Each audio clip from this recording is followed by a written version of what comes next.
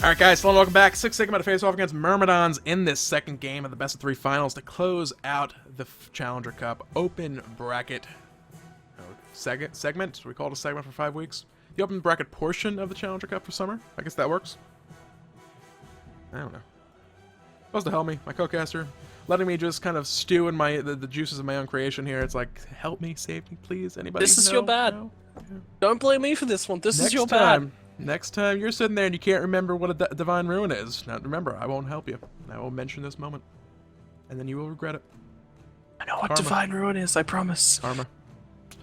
It'll come back to bite you. It'll come back. It'll come back to bite you. Picks and bans actually on screen for once. Sometimes production doesn't screw up horribly. That way, those production guys, they'll be disciplined harshly.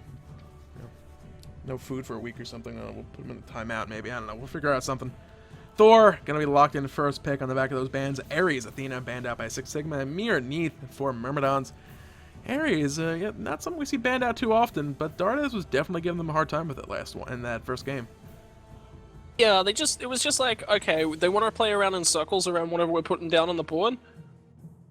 Alright, let's not play around that. That's not good for us. Yeah.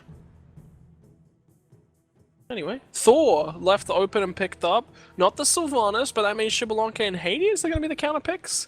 This is a really kind of funky looking draft. Yeah, Bulbasaur last game did quite well against Moga's Hades over that solo lane, so you know, why not just do the same exact thing? Hercules is always a generally good pick. Sylvanus, Hercules locked in, helps actually put those things up on screen. There we go. Sylvanus getting picked up again for Tiku Scrub. Gonna be trying to grab some more people this time around. He's nailed the Blink Wrath of Terror. He's got that down. That's all that can we get the grasp online working well. And we'll see. We'll see. It's game 2. They won game 1. They got the morale. The momentum's in their favor. It's all down to Myrmidons to kind of shut it down and take a victory back for themselves. Previous weeks, you know, it's not a case, you know, they're running away with it or anything. Myrmidons took first place last week. Spicy Waffles. Six Sigma, I should say. Knocked out a bit earlier. Previous week, though, it was the exact opposite. Myrmidons were knocked out all the way back in the round of 16, whereas Six Sigma made it all the way to the final. So that's been the story of EU. I mean, look at the seeding pushers. It's like 100 for first place, 10, 5, 5, 10, 5, 60 for finals. And it's like, that's the story of every team. Nobody has taken 2 first place victories. Poppies and Spicy Waffles have been in the finals twice. Third week for Poppies, excuse me, for Myrmidons as well right now. And yeah, Myrmidons have been up there a couple times. This is their second time in the final, so a couple teams have made it to the finals. But thus far, no team has taken first place twice for EU. Nope, not been able to. They've only been relegated to grabbing 100 and then a 60. That's all they've been able to do thus far throughout the course of the Challenger Cup. So that's an interesting proposition. I like it. It sets us up for this kind of week, and then next week as well when we get into that sort of final round of how everything's going down. And it is just going to be intense, man. It is going to be utterly intense. Yeah, there's another set of bans coming out right now as well. Going to be taking Raw off the table. Take that one away from Fex's. Circuit as well. We saw that last game. Shotgun Special did pretty darn good on that Circuit. So not going to be happening this time around. Going to pick up the Hun Batz in the back of the counter banning phase here. Bacchus was also locked in just before that as a support. Geb was still on the table. So a little bit maybe of a surprise, but that's a lot of extra burst damage. Okay, I was just starting to think, would that be an AMC pickup? I would be so hyped for an AMC pickup. That would make my day. That would so make my day. Oh, dude, unfortunately, it's not going to be an ANC pickup. It's going to be Apollo. Yeah. He's, at the moment, he's probably the best lane clearing god in the game between the bees and the swarms and the honey and the bee things and all the things he does. His wave clear early is very good. He has extra sustain from those hives. There was a Poseidon Hover. Going to be swapping that one out to Janus as the timer was starting to tick on down. So that's going to be the lineups for both these teams going forward. Yeah, AMC can be a very, very potent, powerful god, but up against that Hades, if you're out of position slightly and your beads are down, you're pretty much just dead. If Moga were to be able to pick up Shield on the world as well, it's not because, oh, you know, I can just attack you and lifesteal back up during the Pillar of Agni and kind of just, you know, counter it. It comes down to, I'm stuck. I can attack you, but I'll kill myself quicker, so yeah, this isn't fun. So Apollo, on the other hand, He'll have the moves, you can dash on out, there's no cripple applied to that, so he'll be a bit safer up against that Hades pickup, and yeah, there's still some stuff to be concerned about. They have that Hun Batz for the Fear No Evil, they have the through space and time on Janus as well. We've seen some pretty big rotation usage coming out from Losing Road, we'll see if Tynes plays that in a similar fashion. Hopefully it won't be any more of the, it's just an extra beads I'll use if I happen to get in a bad spot and I need to get out safely. I want to see these big rotations, I love seeing those big rotations, big plays. Tynes. My hopes and wishes are with you for this game that you provide, and you know, you come forth with those big rotation plays for us. Shout out to some of the teams that were using it very effectively. The guys that were able to knock out the puppies on the side of Losing Road, they utilized the rotation so effectively. Yep. Man, did you see that? It was just nuts from the Janus, right? Mm-hmm. And that can happen right here. That can happen right here. It certainly could. That said, guys, we're going to cut to a quick little break and get ourselves all sorted out and ready to go with the second game of the finals. Six Sigma could close the series out on a 2-0 sweep with this one. We'll see if they can do it here in just a few. Alright, guys, time for game number 2. Six Sigma facing off against the Myrmidons in this music. Bad. Away with you. There you go. Fade off into the sunset. No, not really sunset. The sun's not really setting right now. It's middle of the day for me. I guess for Europe it might be. What time's it over there right now? Yeah, it's 5-6. Maybe a little too early for the sunset, but it's getting to the point it's just about to start setting. Over here in Australia, it's like up in 3 or 4 hours. Yeah. It's I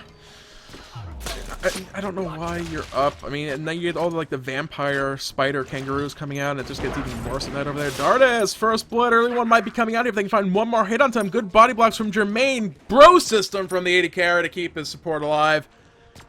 I wish I had a support that did that half, but or an 80 carry. Yeah, no, I'm not going through my games. There's only bad things to be said about them half the time. It's not me feeding horribly, it's someone else on my team feeding or disconnecting. I have bad luck with Smite.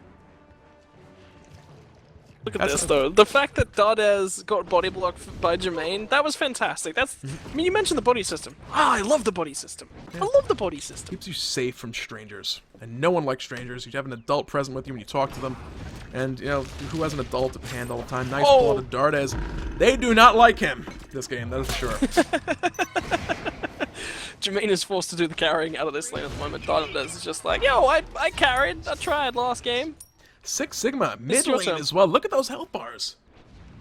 Jesus. Look at the damage chart. You have Jermaine kind of snuck in there in the middle, but it's top of the board across the board. Except for Hercules. He's just like, no. It's not even a slap fight over there right now. Hades went for like the high five, one quick smack across the face for Hercules. Like, that's for last game, and then it's like, just we're not gonna touch each other the remaining duration of this game because solo lane. Yeah. Won't get back on his aggressive picks. I want to see him play something a little bit more passive. I want to see him on a hunter.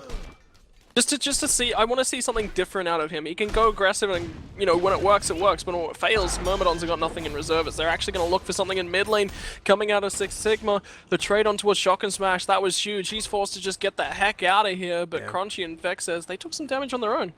Yeah, I don't know about the whole Mogo on a hunter pickup necessarily. The way he plays it, he's rotating around the map quite early, basically about the 3-minute mark when the Harpies spawn for the first time. It's not just a case of let's put him on a hunter. You put him on a Neath maybe. Neath is banned out pretty much every game these days. You put him on Neath, yeah, he can use the World Weaver and assist him across the map, but I don't know. I don't know if it necessarily work with the way that Mogao tends to play and tends to rotate around this map. Yeah, that's a huge part of the Myrmidons, but the best teams are the ones that are able to strategically diversify, and those are the teams that are sitting in the SPL. The ones that are going to be able to take them on need to strategically diversify as well. They need to have very large god pools. They need to be able to go, alright, this strategy's not working this series, we're going to change it up, because remember, to qualify into the SPL, there's a 5-game series. The team that can diversify best is going to win that series. Yeah. Okay, someone in chat just pointed it out as well. This is a massive Smite etiquette violation coming out from Mogao here. He built a starter item in the second slot. That's just plain not acceptable. Not in any way, shape, or form is that acceptable. How did you buy it second? I will never not notice it. Left-hand side of the map, though, there's a focus on towards Jermaine once again. Wrath of Terror comes down. Deku Scrub is going to be joined with some assistance by the mid lane of the Myrmidons. Once again, they're getting in here. Tyne so close to picking up that first blood on towards Deku Scrub, but they're going to donate it over to Jermaine. Yes, they will. They get one more in hand, and we'll pick that one up. But Vexes is rotating for this one as well. He forced beats at times where he had to take a portal through the wall, as silly as that still is. Able to get out to safety nevertheless. Tynes still give it chase, gonna pick up some minions. Just one more bomb to the head of Tynes.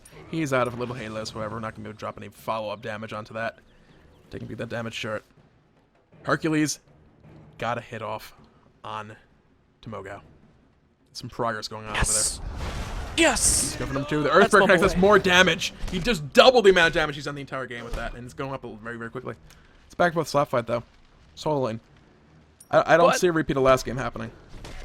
Look at what the mana bar comparisons are post mana buff dying out, right? Mogal's got nothing because he started with a Soul Reliquary, and because he's got the Vampiric Shroud in the second slot, it's doing 0.25 less healing on that mana bar per minion killed.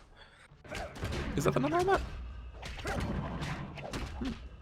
I know it's 10 mana per minion, which definitely helps out, but compared to that Bluestone Pendant... 10 health and 10 mana. Yeah. Vampiric Shroud. It's, I know Vampiric Shroud's not a Bluestone Pendant, that is for sure. Yeah, there's a little bit of healing involved with it as well, which is always nice, but... But check this out. Crunchy and Bulbasaur were like, okay, he can't do anything. Mogal may have a full health bar, but he hasn't got a mana bar. He can't fight. There's no one over on the right side. They take his mana bar. Hercules dominates any mage without a mana bar. He doesn't dominate a mage without a mana bar. Yeah, that's a fair point as well. There's no in-hand damage coming out that's like absurdly high because physical power. I mean, it makes sense. You know, you're magical. You don't have that physical strength, so why would smacking somebody in the face necessarily hit them as hard? But at the same time, you're shooting bolts of magical power. Why did they not hit as hard? I don't know. Smite things. Things to ponder. Things to debate. There's a feedback thread for Season 3, so our fall splitters from that effect, stick it on Reddit. You can go ahead and give your feedback on that if you feel that maybe should be changed. So go ahead and give feedback for that one. I think it's stickied still on the Smite Reddit, so you can go check that one out. It is. It's pretty high up on the threads. I like checking in on that daily, so... Ooh, Vex is rather a little out of position for this one. Fear and Rival came on down. Tynes cleans up the kill with the Unstable Vortex. Able to portal back through the wall to the relative safety of his side of the mid lane. Harpies, though, just spawned and not really good mana and health-wise to contest us. Did Shockmash just get that? I'm not entirely sure. It's like hog off. Went to whoever got it first, not entirely sure. Oh, Thor's up. Thor's going up on this one. He's looking for the slam down on the mid lane. It's on towards Tynes, and now the Berserker Barrage is wrecking the faces. The Terror's online here. She's going to have to double tap back up. Will he need it? No, the Wisps are going to do that one. On towards Shock and Smash. The double tap for Dardes. Deku Scrub land one more auto attack. He's going to get it. No, it's going to be Crunchy that cleans that one up, and Deku Scrub gets out. But, hey, Deku Scrub needed to take one more hit for Crunchy to get out. It would have been kind of close. The towers do more damage with each subsequent hit, so he may actually have fallen if he'd taken another shot right there.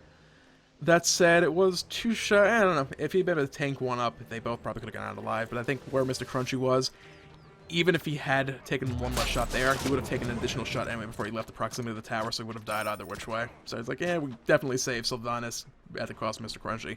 Probably the better option. Yeah, well, Bulbasaur, look at him. He's just over here, and he's just like, I got a barbell. Eat it. Eat it. Look at how many weights are on that. We were talking about the weight in the beach ball earlier on, but look at how many weights he's got in that. In the meantime, Shock and Smash and Fex says they're having a boxing match, but it ain't with no barbell, and Fex says it's going to be able to burn his opponent to death, and they're still trying to chase him down, looking for the through space in time. It does hit onto Fex says, and that'll confirm the kill, so it's a 1-1 trade, but here's Crunchy. Yeah, Bonham McKay coming in from across the sky is looking for something but not able to find it. A couple members still nearby, but Six Sigma not really going to be able to look for anything right here, right now. Dardas the Intoxicate was spent, so with Wrath of Gods online for Deku Scrub, they could potentially look for a Fire Giant. We did it again. We were so good today! Fire Giant. We almost made it. Almost made it. Damn it! Gold Fury. We stayed... The Gold Fury. What did Hindu say to Gandhi the other day? You stayed off the Reddit for 1 day, Gandhi! Yeah. Good thing there's not a Challenger Cup Reddit. Oh god. I don't even want to think about it. No Reddit threads, Crunchy though, he's looking for Dardes. No portal for Tynes to get through here onto the woods this one. I would have looked for the double tap, but he had to dodge out of the stun from Dardes. Yep, we'll see. Thor going up in the air. They want this fight. Tynes caught by the stun from Agni into the back. Dardes, Mr. Crunchy says hello, but now the knockup and Toxic comes down. Hammer teleport gets him back out, but he runs into a Germain. But he's Berserker barraging up and is at least keeping him alive whilst Fexes does the DPS to pick up one. Jermaine not really able to come in on the back of this one as well, and Deku Scrub can tank it up, but Tynes is looking for some action. Yep. I don't want to say that was just like messy, but that was definitely not clean. That was kind of scattered. People were all over the place. Mr. Crunchy was kind of overextended a little bit. It worked out for Six Sigma right there. They didn't lose anybody. They got the pick on the shotgun smash. And, you know, more importantly, Mr. Crunch was able to force out pretty much everything from Dardes. There's still no Wrath of the Gods online. He just picked it up when he was forced back to base there. So, I mean, it worked out in the end, but it was a little messy. That was my take on that fight. Mid lane, Vex is able to find a way around that portal. Not going to get sucked into that one. He'll get out safely. A little bit of love from Deku Scrib. His health will be going back up slowly but surely. And you'll be able to contest these left-hand side. Look at the difference in the timings of both of these sets of mid camps. That's really weird. They're so heavily off. Like, Crunchy's sitting over here like, yeah, they're about to spawn, right? Oh, wait, I checked the time. No, they're not. Never mind. Never mind. Gonna run away. That's some really, really odd timing on those mid camps, which means the right ones that were not taken due to some of that action in just the last minute. Yeah, it was down to that left lane engagement we saw a little while ago that the left side would kind of take it, and the rotation came out. We saw times through space and time to the left lane. And then he's like, oh, they're going left. We need to go left as well. So the right side just kind of sat there for a little while. Not sure who actually got them last time around, but the casters were not allowed to know that information. Stuff that happens off screen does not actually happen in our minds. If a Sylvanus falls in the forest, does he make a sound? That's Deku Scrub, so he'd be tweeting about it. So I mean, there's that. Oh, Deku Scrub. Oh, Six Sigma. I'm giving him such God, a I hard love these time. I'm guys. so sorry.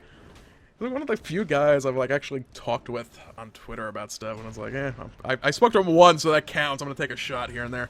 It is what it is. Uh-oh, There's blink in a from Breath of Deku Terror. Scrub. He's looking to pay you all wrong, but Shotgun Smash is coming around. Got grabbed up by Deku Scrub as well. Fear No Evil was down on the ground. Yep, up in the air. Thor is he gonna look deep for this kill. He's looking for something. He's thinking about it. He's turning around up in the air. He's gonna go for right where he started. That was anticlimactic. Yeah. That was so anticlimactic. There's like very few occasions where I actually go into the first person cam. That spectator, but Shotgun Smash has been plucked up, he's knocked back, and they've got the lockdown to kill him. Now they're looking for more. Crunchy, what does he want? He doesn't want a tower damage, that is for sure. Tyne's gonna take a portal of safety through the ground and come back down. Yep, mid lane tier 1 about to fall. Minions are present, means no one has to tank it up on the side of Six Sigma. That will fall. 500 more gold in the bank. They're sitting at about 2,500 gold lead right now. Not necessarily anything to write home about quite yet, but, you know, where has Mogao been so far this game? That's kind of the rough thing. We talked about it a little bit. Last week we saw Mogao kind of just be everywhere constantly early game. So far it's been kind of just a farm up in that solo lane. Against Hercules, it's... Hello. Oh god. I'm not even sure where that just happened.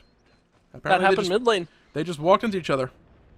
And Fexus said hello, Janus said hello, and Fexus won the exchange. Bacchus is just like, Dardes, you can't base there, son. Yeah. Dardes is like, but I really need to go! Fine, I'll help you. Fine, God. Relax. There you go, you're dead. You can shop all you want right now. It's quicker than recalling in some cases. We've seen people explode time and time again. But yeah, Mogao, the Hades. The rotations from that soul lane really haven't been coming out. I wanted to say last week he actually was picking up teleport on the Hades to be able to rotate around the map more freely, but I may be recalling that correctly from the Chalk game last week. I know the Chalk definitely did. I'm not He sure about played Hades. Chalk in one game and Hades in the other. Yeah, I want to say he had the teleport in both games, but the problem is with this team comp he's up against, he has to have that beats. Look at the crowd. You have the pulls, you have the Earthbreakers, you have the tectonic rifts and all these things. He needs that bit of crowd control immunity and removal just to actually, you know, do what he needs to do in these fights. It's not because, you know, I can pick up two kind of like quote-unquote luxury actives. He can still go teleport, don't get me wrong. That would actually give him a bit of a step up over Bulbasaur. He can teleport, Bulbasaur has to walk across the map. But at the same time, Weakening Curse might be another consideration. He may want that Shield the Underworld for some extra reflect damage while he's in that Pillar of Agony. There's some options he has available to himself, just a matter of what he decides to go with later on. I remember talking about the options of the teleport. It only come out in one game, actually. It was definitely only one game, and it might have been into the Loki. I feel like there was a Loki run last week in the Grand Finals. Either way, Shotgun Smash and Mr. Crunchy fighting it out. He definitely had it on the Chalk. I just don't remember about the Hades. It could have been. I'm pretty sure he didn't. I'm like I remember 95% sure he did in didn't. the world. Thor's going up, looking Yeah. for someone in the mid lane. Vexes may fall beforehand and will. Yeah, well, Tynes is going to be the focus of Crunchy. He's really looking for that CC chain. Doesn't quite find it. The double tapping going to land either. Six Sigma's here. Fear No Evil, but so is the Apollo. They're going to find one, at least back on a Crunchy. And Deku Scrub is so low, will be roughed down into the grave. But this fight is still going on, though. Six Sigma falling slowly but sure. The portal should follow up with a kill here. Unstable Vortex, unfortunately, still on cooldown. Not gonna hit. He will survive, but MK able to retreat back to that tier 2. and survive as well. But look what's up on the left-hand side of the map. It's not that thing that's over on the right side of the map. It's Fire Giant, isn't it? She's going to abandon her little box cat, come back out, face the Myrmidons. Obasura wants kills, though. He's coming in on this one. He does going to be able to avoid that portal. He's not in a good spot right now. The mitigate wounds already ticking on down. Not having much left to offer. There's another mitigate wounds coming out of his little knockback Jermaine into the wall. Looking for one kill. Not able to find it. He forced the reset, though, and that's what he was looking for. But MBK is now going to join the fight. He's got the moves, one auto, and he's got two more, and that's straight on towards Tynes. Can they find the third? Can he get the third on towards Dardes? No, he's not quite going to be able to, but the reset was good. Bobasura, you legend. Yep. That's going to be a gold fear going to Six Sigma on the back of that one. Almost a triple kill coming out from Jermaine. Vote MBK, name sometimes. Vote MBK, who did kill Jermaine. He's in the game at least. Sometimes I do like talk about people from the previous games. That's really bad. Like, oh, there's an Agni. Oh, this other guy played Agni last game. That must be the same person. That's not always the case. Nevertheless, yeah. It's, lead. Six Sigma. Starting to build slowly but surely. Sitting around 5,000 up so far. Yeah, and it's going to continue snowballing as well. Look at the XP that they've garnered ahead for themselves as well. 6.5k, so they're in a decent spot. Look across the map. Viscera's only up one on Mogao. I expected that to actually be a lot more. One in the jungle, one in mid lane. It's one at every role. That's a decent advantage, and the fact that it's even and not focused onto anyone is an important part of the game as well. Definitely. Pull does connect on Jermaine. That was mid Rising Jaguar do that. Now that was the poison dart. Sometimes they confuse me. Deacon Scrub will secure the kill. The dot damage run on BK, looking to clean up and get some more damage onto Dardes, but not really much else to be had. Tynes is here to help things out, but this isn't necessarily a fight they want to go into. They can look for some pokes, try and secure that buff, but you know, the duo lane versus the duo lane, the support and the mid lane are probably not going to go well for Myrmidons in that situation. The burst yeah, and especially because of the sustain coming through from the Hunter. Look at him, he's already onto the RZ, he's got a death toll. Voting VK, they've got too much for Tynes to be able to jump in there. There's nothing you can really do. Dardes can try. Not really anything they can do. The smart decision, it's just a jungle buff, just back off it, guys. There's nothing we can do about it, let it go. Exactly. Left side tier 2, a little bit of threat right now. You see Dardes just kind of sitting back watching because, again, not much you can do. Through space time, not going to catch Fexus. Mr. Crunchy, though, looking to save his life, not able to do so. Shock and Smash, taking a Berserker Barrage and a hammer to the back of the head to secure the kill. That's going to be 1 for 1 over there, but now the fight continues. Tynes in a bad spot. Across the skies is going to come in from MBK. He's looking to get on towards Tynes, and on the opposite side of the wall, Crunchy, the Berserker Barrage, swings the hammer multiple times at him. Blink in, they got the grab on a Mogao, forced out the beads of him. Bobasura will look for a pluck in just a second, doesn't get the Earthbreaker onto the ground, unfortunately. Yeah. A little bit of a rough situation for these guys right now. You can kind of see Dardes just kind of chilling in the back of the tower. The Bacchus pickup, they were looking for that big burst combo of damage, but it's almost an Ares type situation. When Bacchus falls a little bit behind, he's not getting that protection. Yeah, he gets him with his one where he chugs that booze, but it's rough because you don't necessarily offer as much crowd control. You're not an Athena who basically, you land a good taunt, you did your job in a fight. You're Geb, you land a decent shockwave, decent cataclysm, and get a stone shield on somebody before you died, you did your job. You helped out in the team fight. Bacchus, you look for the belch of the gods. If it gets interrupted, it's like, well, I did a little bit of damage. Collective, I did 400 damage to 1 or 2 people, and I helped a little bit, but I didn't really provide any utility, crowd control, or protections for my team, which in the grand scheme of things, I did a little bit of damage. If I kept them alive a little bit longer with the stone shield or by taunting someone off of them, they would have done more damage than I did. Protections and healing, yeah, as well from a Sylvanus. So, reason that the main 3 supports you see is, like you said, just consistency of the plays that they can make. They're good across the board, ahead or behind. Yeah. Looking for some damage on shock. I mean, they have targets who can be brought down so quickly now as well. I mean, you look at the experience and gold graph that's coming up on the screen. It's been a pretty steep slide the past 5 minutes or so with that last gold Fury coming online. They got the towers immediately afterwards. I mean, they have opportunities to defend here for a little while, but it's going to be a big ask. Mr. Crunchy going up into the air. There's that beach ball coming around. Not border filled this time, from what I can tell. But Bobasura's coming in and he's found Tynes, and now Vote MBK's joining the fight. Crunchy to find Jermaine in the background. What else are they going to be finding? Shock and Smash. He's incredibly low here. MBK with the So Beautiful. He just runs back towards the tower, but that's not a safe place as MBK is going to clean it up with thanks to minions. Surrender Vote passes, and your final week Challenger Open Cup champions are Six Sigma. Yeah, they'll be going home first place, closing that match out, or series out rather, in a 2-0 sweep. That will keep them nice up at the top of the seeding points. We'll have those up here and for you in just a second. There's the post-game stats for the time being, at least. I don't know.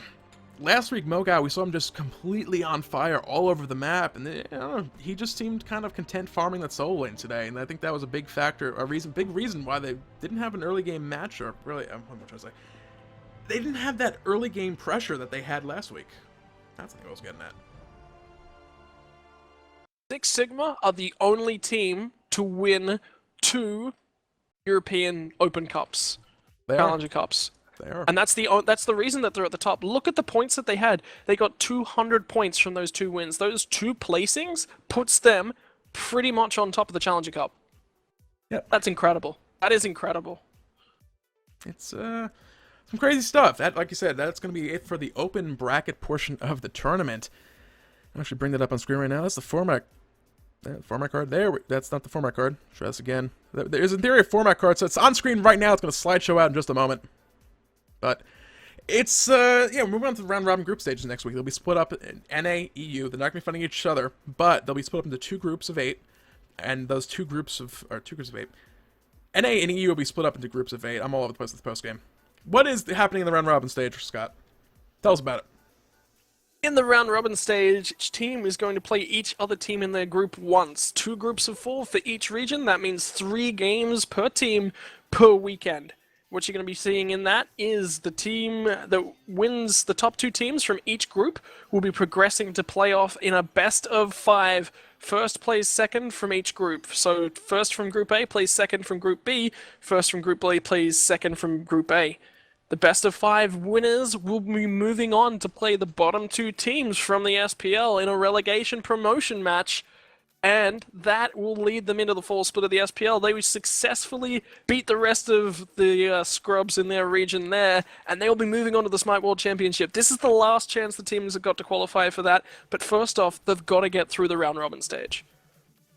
Yep, it's going to be interesting for sure, and, you know, going forward, the format changed a little bit. It's no longer open brackets. It's not going to be any more cases like, oh, you know what, we ran into this really good team back in the early stages. We're going to have proper games going forward. These teams are going to be able to fight off against each other in, you know, group matches, play each other once, like you said. They'll be able to prepare a little bit better as well for the game. So it's it should be good. It'll be a different format for them, kind of more of an SPL type setting as well, where I'm curious to see how some of these teams will actually end up responding to a bit of a change in the format. Yeah, because what you got to remember as well is they're effectively playing an SPL format because they're playing basically a 2-match series. Even though they're not playing a 2-match series over the course of the week and they're going to play 1 game against each team each weekend, it's still a best of 2 basically across the tournament. Yeah. And you're 100% right. It's an SPL format. They've got to prepare for it in an SPL style. They know exactly who they're versing and exactly when in which weeks. They can prepare, they can practice, they can go, oh look, Myrmidons don't play Double Hunter. The Mogau's just going to play a whole heap of Hades. He's going to play some Chark. He's going to play things like that in the solo lane. Do we prep Double Hunter specifically for that? Specifically for that. You know, that's an option. Yep, well guys, that's the up on the screen right about now. Summer Challenger Cup standings to close out Week 5 for the group stages.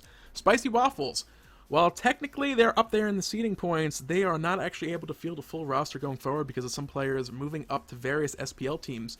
They would actually not be able to put together a team consisting of their original 3-man roster to meet the roster locked rules, so they will not actually be able to pick up another team going forward. On the North American side of things, Normies leave. We haven't seen them in a couple weeks, but technically they have a spot in that top 8. They come up with a roster that can meet the roster rules. They technically have a spot. If they can't do so, it will be KOS Gaming moving up to that 8th place to take their place. So those are going to be your teams moving forward into Week 6 and 7 for the group stages. They'll be facing off against each other.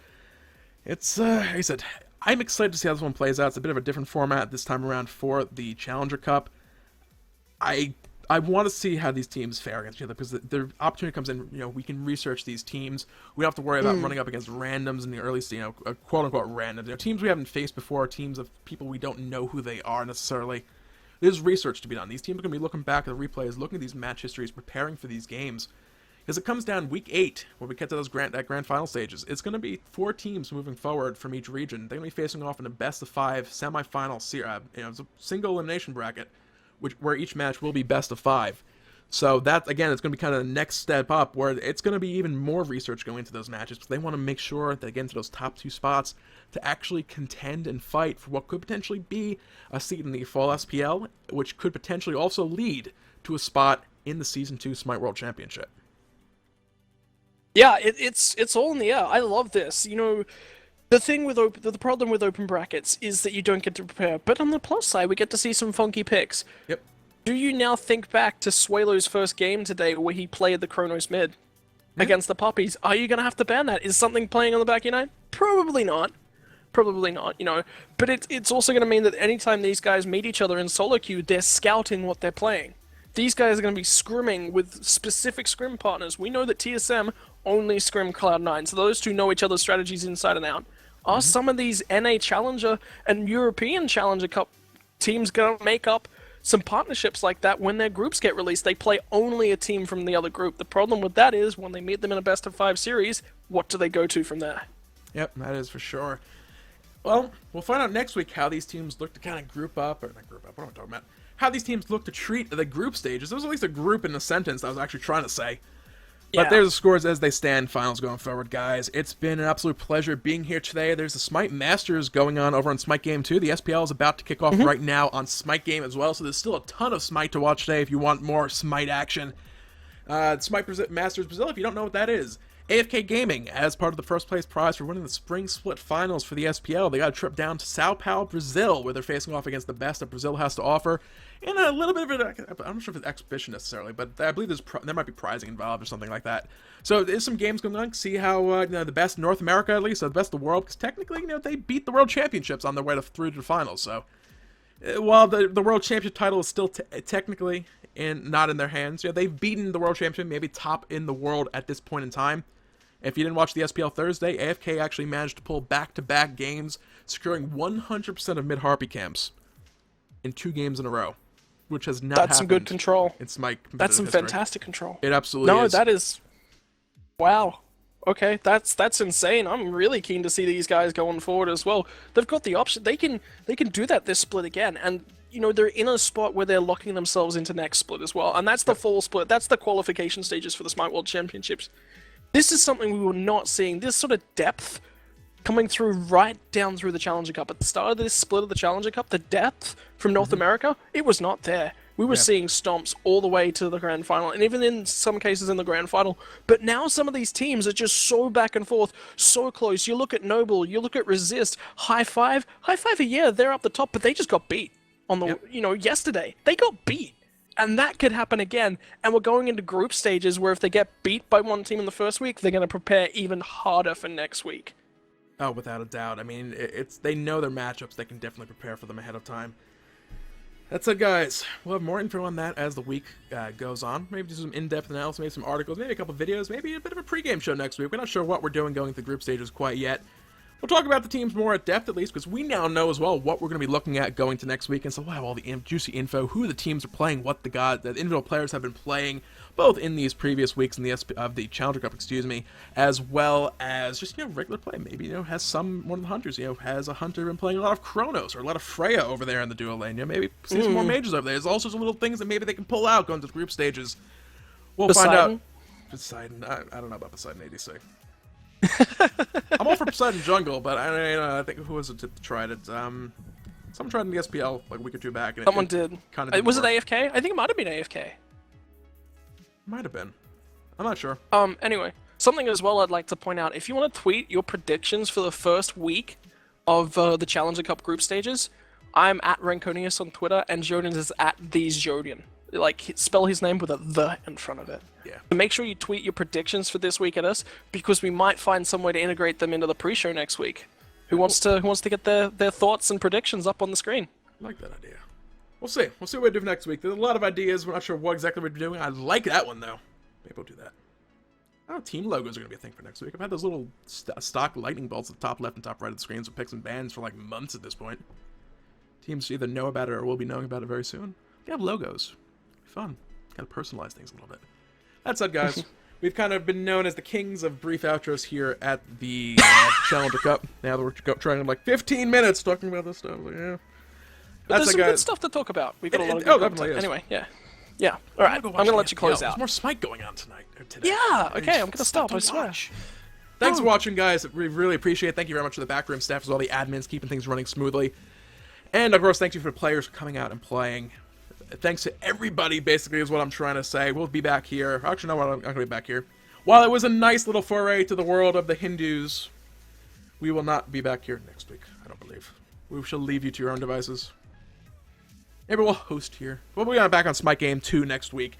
For our regular scheduled programming, it will be 9 a.m. Eastern Time, 1300 CEST for Europe on Sunday, Saturday, North America, 11 a.m. Eastern. Not sure what CEST is for. I'm going to go with 1500. That's probably not correct. You can find out more and the actual times at esports.smitegame.com/challenger-cup.